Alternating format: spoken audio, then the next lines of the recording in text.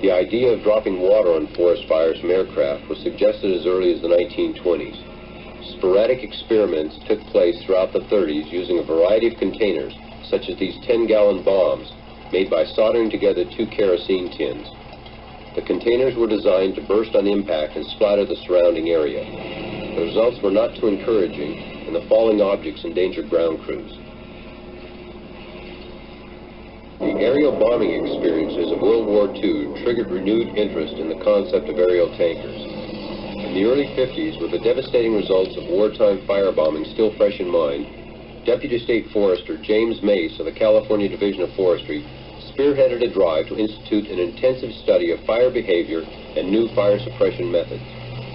He obtained the cooperation of Dr. Keith Arnold, fire research specialist at the University of California, Berkeley, and Operation Firestop was born.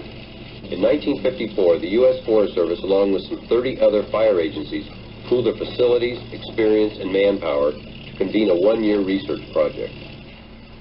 Headquartered at Camp Pendleton, the extensive Marine Corps base in Southern California, the project had the support of the Armed Forces, the U.S. Weather Bureau, as well as private industry. One of the programs of Operation Firestop was the extensive testing of aerial bombing methods.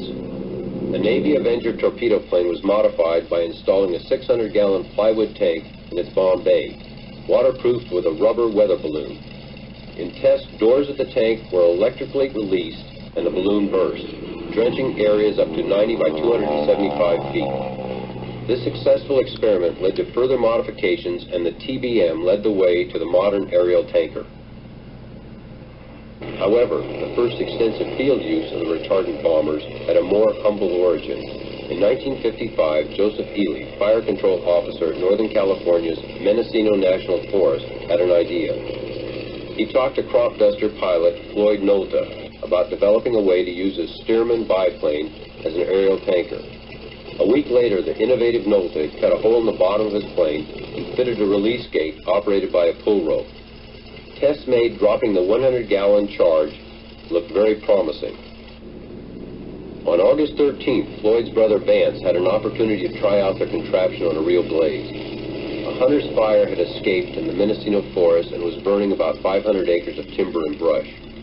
Vance shuttled his little biplane back and forth between Willows Airport and the fire's edge to drop his load on the hottest spots. The results were hardly spectacular, but they did assist the ground crews in holding the fire line, qualified the air tanker as a valuable addition to the firefighting team. After these first operational drops, Ely organized a 7-tanker squadron of Stearman and N3N agricultural airplanes for the 1956 fire season. Now chemicals were added to the water to reduce evaporation and improve its fire-stopping ability. These borate bombers, as they were called, participated in the control of 23 fires by summer's end, dropping a total of 123,000 gallons of retardant. Encouraged by these field trials, the Forest Service again turned to the larger Navy torpedo planes. 8 of these aircraft were fitted with 400-gallon tanks to form a firefighting air force.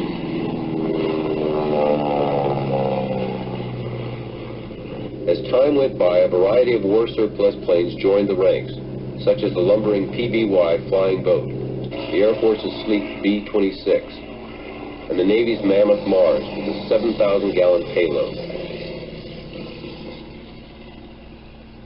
New planes have also been designed specifically for firefighting. Built to fill its tanks while skimming over the water, the Canadair Super Scooper was developed in Quebec to take advantage of Canada's extensive inland lakes and waterways. This agile amphibian can drop up to 8,000 gallons of water per hour for wildfires.